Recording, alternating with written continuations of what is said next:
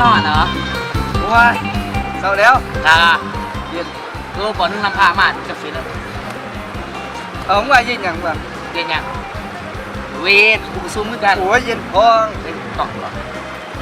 สวัสดีครับโอ้สบายดีสบายดี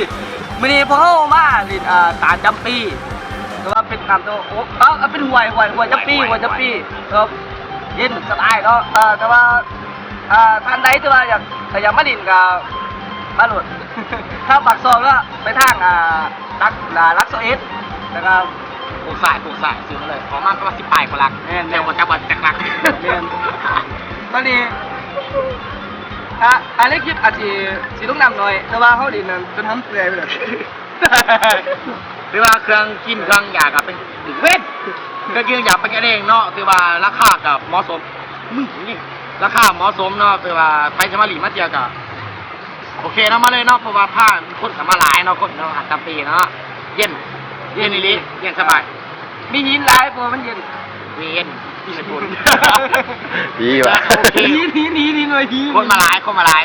แนะนำทุกคนที่เบิ่งในคลิปเลยเด้อฝากติดตามนะครับมาหลินแล้วก็เที่ยวนี่ได้เพราะว่าแล้วเที่ยวนี่ชิลเลยก็จะได้ก็ขอจบเลยคลิปนี้แล้วค่ะขอกล่าวสบายดี